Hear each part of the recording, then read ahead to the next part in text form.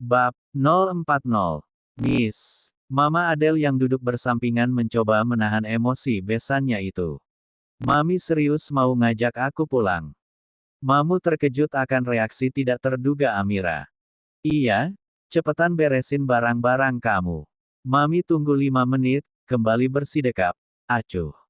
Lalu Faris protes, Mira. Ia menggeleng tidak setuju. Amira paham, bentar. Udah dong Miss, kasihan tahu Faris. Bisik Mami Adele pelan. Lah, gimana? Dia aja nggak kasihan sama Amira. Mami Miska sengaja mengeraskan suaranya. Duh, kamu tuh jangan kebawa emosi terus deh. Mama Adele mengelus punggung yang menegang itu pelan. Gimana aku nggak emosi? Aku nggak bisa fokus kerja gara-gara ini. Hawa Mami Miska semakin memanas. Makanya kamu itu berhenti aja kerja, temenin aku di sini. Mama Adele menambahkan lagi. Nggak bisa Del. Mami Miska tidak ingin menjelaskan alasan pastinya. Lalu Mama Adele tersenyum, bisa kok, apalagi mungkin sebentar lagi kita akan punya cucu. Biar kita urus berdua pasti seru. Cucu. Mami menoleh kaget. Sementara pembahasan tentang cucu itu berlangsung, samar-samar mereka mendengar bisik-bisik tegang di hadapan mereka. Jangan mau ya, ikut Mami kamu pulang. Enggak, Mami cuma bercanda. Kalau beneran gimana, padahal kamu ada janji loh sama aku. Iya, bawel mulu soal itu. Sayang. Enggak usah nyender gini. Pundak aku keberatan. Lagian malu diliatin. Abang Udah. Yuk, ke kamar. Sabar kenapa? Ini masih diajak ngobrol. Tangannya jangan di situ. Tinggalin aja yuk. Biarin Mami kamu sama Mama ngobrol berdua. Berhenti gak? Lalu Mama Adele dan Mami Miska saling bersitatap. Sepertinya mereka paham apa yang kedua anak muda itu bisikan. Tersipu mendengar itu lantas Mami Miska berucap, apaan sih, anak kamu nggak malu bahas ginian di depan kita. Ya, walaupun bisik-bisik tapi kan, masih terdengar jelas. Menyunggingkan senyum penuh arti Mama Adele pun berucap, tuh, kan. Lagian kalau kamu bawa Amira pulang gimana kita bisa dapat cucu, terkekeh. Del, aku belum siap. Mama Adele terpejam lalu menghela nafas tahu maksud kalimat itu, Miss, mereka sudah menikah dan kita tidak bisa melarang jika itu terjadi. Entahlah. Mami Miska merunduk bingung. Mau bagaimana lagi ini adalah konsekuensinya. Dan benar, ia tidak bisa menolak jika hal itu benar-benar terjadi. Menjadi nenek di usia muda. Jadi, saat Amira mengantar Mami sampai ke mobilnya, wanita nomor 1 di dalam hidupnya itu menyuruhnya mendekat. Celingak-celinguk melihat keadaan sekitar dan merasa aman. Mama Adele lalu membisikkan sesuatu. Sini dulu deh. Amira lalu semakin mendekat saat Mami yang berdiri di samping mobil yang pintunya sudah terbuka menarik tangannya. Kemudian mulai mengutarakan maksudnya. Mami mau tanya. Mami mau tanya apa? Kalian, udah berencana, untuk punya anak? Untuk sesaat pertanyaan tiba-tiba itu membuat Amira termangu. Amira, kok bengong? Kami belum pernah membahas soal itu. Amira sangat ingat mereka berdua sekalipun membahas tentang itu. Kenapa? Kalau tiba-tiba kamu hamil gimana? Kalian harus membicarakan ini. Punya anak itu nggak gampang. Amira menunduk bingung. Sebenarnya ia belum berpikir sampai ke sana. Soal anak masih sangat jauh dari jangkauannya. Maksudnya ia juga belum terlalu memikirkan itu. Apalagi dengan keadaannya sekarang. Lagi pula Faris juga tidak pernah tercetus soal ini. Jadi, apa kalian menunda? Lalu Amira pun mulai ragu, aku belum mau bahas soal ini. Lalu ia tertunduk. Mami cuma nanya, kalian nunda apa enggak? Enggak tahu lalu Amira menggigit bibir bawahnya. Enggak tahu gimana, pas sebelum gituan udah diskusi belum mau nunda atau enggak? Tanya Mami spontan. Gadis itu langsung menyambar malu, Mami. Amira menekan nada bicaranya. Maminya apa-apaan. Ia lalu merengut sebal. Udah deh, Mami pulang. Kasian Romeo nanti nunggu, sarannya pelan. Kamu ngusir Mami.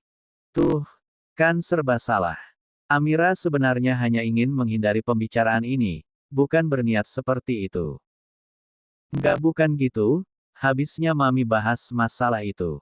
Kan, aku jadi, menunduk malu. Nggak usah malu. Sama siapa lagi kamu cerita soal ini kalau bukan sama Mami kamu sendiri. Mami cuma mau pastiin, kamu udah siap belum punya anak. Lalu saat melihat Amira mulai tidak nyaman dengan pembahasan ini, Mami pun mengalih topik pembicaraan. Soal suami kamu bilang dong sama dia yang tegas kalau jadi lelaki. Sampai kapan kamu akan disakitin terus sama dia? Walaupun Faris belum tentu seperti itu, tapi Mami nggak suka lihatnya. Mami menjeda sejenak. Dia lebih sering diberitakan bersama lawan mainnya itu. Mami nggak tahu itu hanya untuk kebutuhan syuting atau apa. Yang jelas Mami nggak suka lihat kamu sakit hati. Perkataan Mami tersebut mampu menusuk hati Amira. Benar, Mami memang benar. Dia memang sakit hati melihat Faris diberitakan bersama perempuan lain. Apalagi pemberitaan itu dibuat seolah mereka memiliki hubungan romansa. Mami ngomong gini demi kamu loh. Dada wanita itu sudah naik turun karena sudah terlalu terbawa perasaan. Ingat kalau kamu udah nggak bisa nahan sakit hati, kamu pulang aja ke rumah. Bukan berarti Mami menyuruh kamu kabur dari suami kamu. Tapi, sesekali Faris harus tahu kalau sebenarnya dia sudah membuat kamu sakit hati. Amira semakin tertunduk. Yang ia rasakan saat ini adalah kasihan pada maminya. Gara-gara ini maminya jadi kepikiran. Mami maaf. Nggak usah minta maaf, lagian ini udah janji kakek sama Mami sebelum nikahin kalian. Kakek tidak melarang Mami untuk ikut campur, selama masih batas wajar. Amira lalu mengangkat kepalanya. Air mata perempuan itu mulai bercucuran. Rasa kasihan terhadap maminya semakin menjadi. Ia tahu maminya saat ini sedih. Mami menatap Amira dalam-dalam. Sakit memang melihat anak sendiri tersakiti. Bahkan ia merasa sakit itu lebih baik tersalurkan pada dirinya. Menikahkan Amira di usia yang sangat muda sebenarnya membuat Mami merasa sangat merasa bersalah. Itu keputusan tersulit yang ia ambil untuk putrinya itu. Walaupun ia tahu Amira dan Faris sudah saling menerima satu sama lain. Tapi, perasaan was-was itu selalu timbul di benak Mami. Apalagi soal pemberitaan Faris dan wanita itu yang selalu timbul. Abis berita baru muncul lagi berita lain yang selalu menghebohkan. Mami hanya takut setelah ini berita apa lagi yang akan keluar. Mami selalu lihat komentar para netizen yang memandang hubungan mereka sangat serasi. Mami sakit hati Amira, bacanya. Melihat Faris yang sepertinya terlalu cuek mengenai pemberitaan tersebut dan juga wanita itu yang seperti sangat menginginkan menantunya. Ya, Faris terlalu cuek mungkin karena sudah terlalu sering jadi pemberitaan. Jadi dia sudah tidak ambil pusing lagi. Tapi bagi Mami, komentar-komentar tersebut selalu menyayat hatinya. Bagaimana tidak menantunya dipasangkan dengan wanita lain? Dengar, kalau kamu udah nggak tahan, kamu boleh datang menemui Mami. Mami siap jadi pendengar. Gadis itu sudah tidak tahan lagi untuk terisak. Air matanya menetes jatuh ke tanah. Amira tidak menyangka kalau maminya akan sangat memikirkan hal ini. Dia jadi semakin merasa bersalah telah membuat sakit hati maminya. Walaupun kesalahan itu tidak dibuat olehnya, tapi Amira tidak tega. Mami sudah terlalu sering merasakan sakit. Menghidupi ia dan Romeo setelah papinya meninggal. Mami menjadi single parent dan menggantikan sang papi menjadi tulang punggung keluarga. Itu yang Amira lihat selama perjalanan hidupnya selama papi telah tiada. Hatinya selalu meringis melihat itu. Mami yang harus kelelahan setiap hari untuk menyibukkan diri. Semata-mata ia lakukan untuk membuang ingatan tentang suaminya. Kala malam datang ibunya itu lebih senang menyendiri. Seolah mengenang hari-hari yang telah lalu, mengingat sang belahan jiwa yang telah pergi untuk selama-lamanya. Amira sangat berharap maminya tidak memikirkan apa-apa lagi. Mami sudah semakin tua, dan dia hanya ingin Mami bahagia di sisa hidupnya. Mami, gadis itu semakin tertunduk dan terisak. Maaf. Mami menarik nafas lalu terdiam, ia juga menahan kesedihan yang dalam di hatinya. Ia raih tubuh putrinya yang gemetar itu lalu memeluknya erat. Sudah dari dulu sejak suaminya meninggal Mami selalu seperti ini, selalu menahan kesedihan di dalam hatinya. Niatnya adalah dia tidak boleh lemah di depan anak-anak. Mereka harus melihatnya sebagai sosok ibu yang kuat.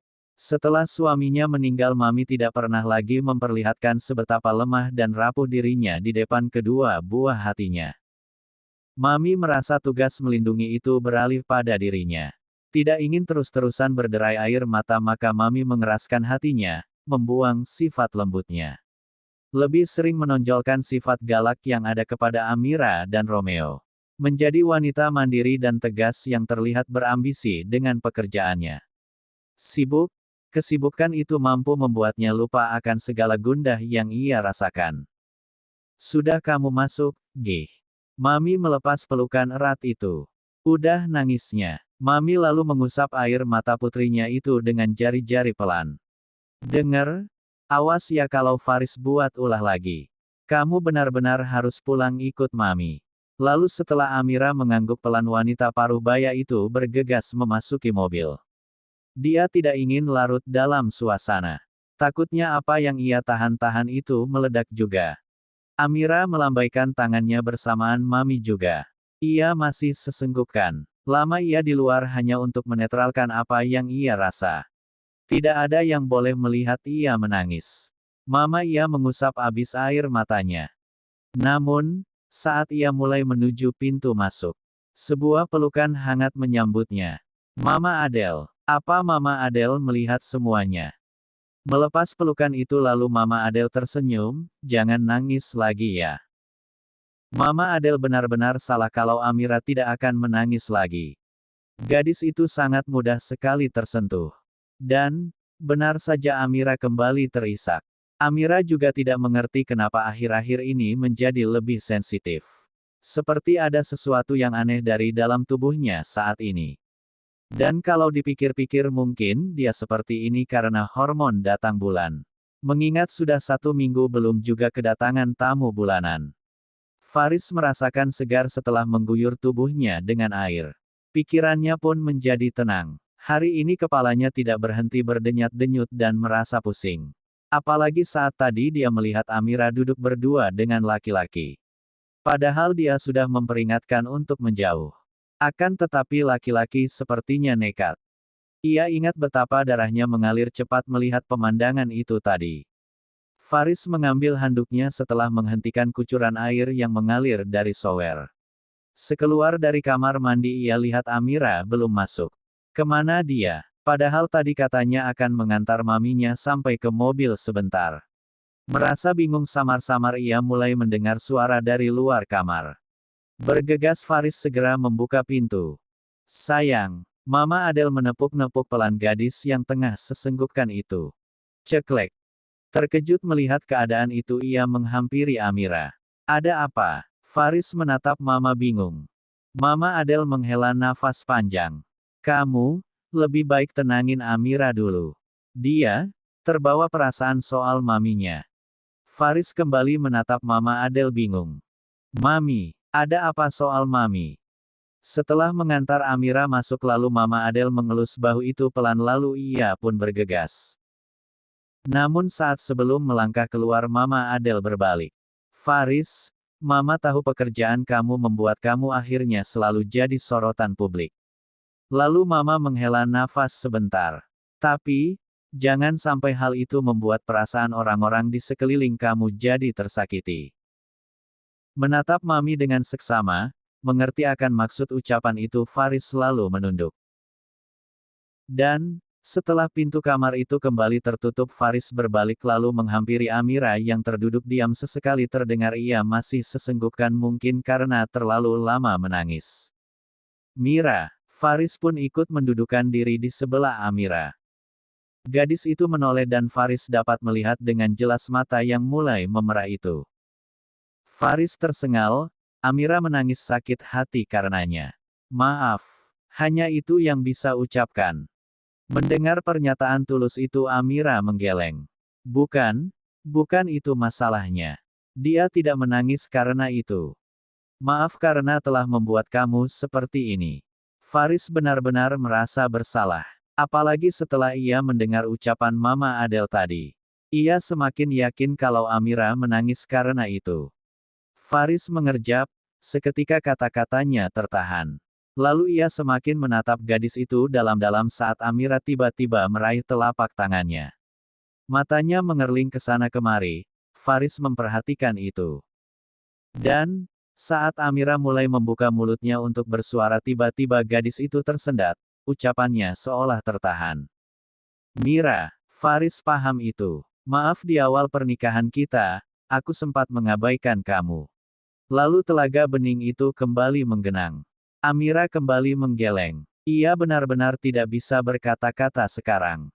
Kenapa Faris tiba-tiba harus meminta maaf? Bukan, Faris tidak salah apa-apa. Lalu gadis itu pun terisak. Kamu pasti menderitakan, saat itu. Lagi-lagi ucapan itu ditanggapi gelengan oleh Amira. Dan, itu mampu membuat gadis itu kembali sesenggukan keras. Amira benar-benar tidak menyangka pembahasannya akan sampai ke sini. Aku minta maaf kalau akhirnya tidak membuat kamu bahagia. Astaga.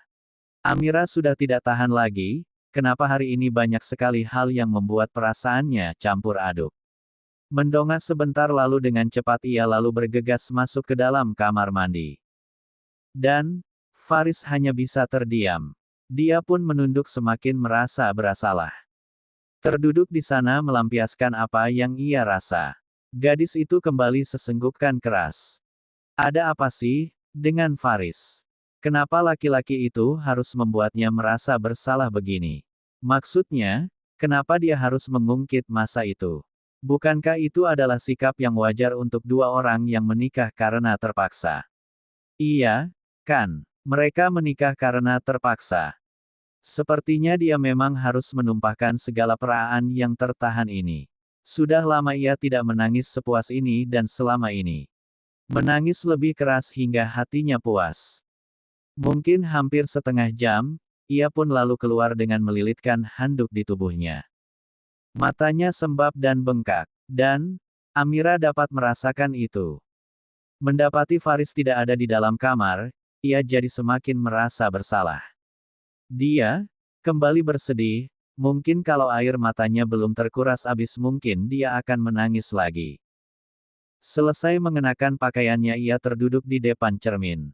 Bengkak, matanya benar-benar bengkak. Bahkan ia dapat merasakan kalau pandangannya sedikit buram. Tok, tok.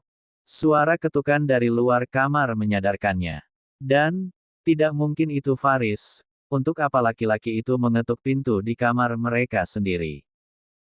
Dan, saat ia membuka pintu yang ia lihat adalah Mbok Yana membawa nampan berisikan makanan dan air minum.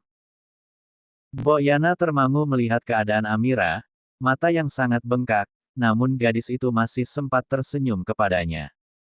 Tersadar lalu Mbok Yana menyerahkan nampan itu. Tadi saya disuruh Mas Faris nganter makan malam untuk Mbak Amira. Amira memandangi makanan itu. Jadi Faris yang menyuruh Mbok Yana. Kenapa tidak dia sendiri yang mengantarnya? Mbak. Tersadar dari bengongnya Amira meraih nampan itu dan ia lagi-lagi menyunggingkan senyum tipis di bibirnya. Terima kasih ya Bi. Jadi Amira memanggil Mbok Yana dengan sebutan Bibi. Tidak tahu kenapa dia hanya lebih suka memakai panggilan itu.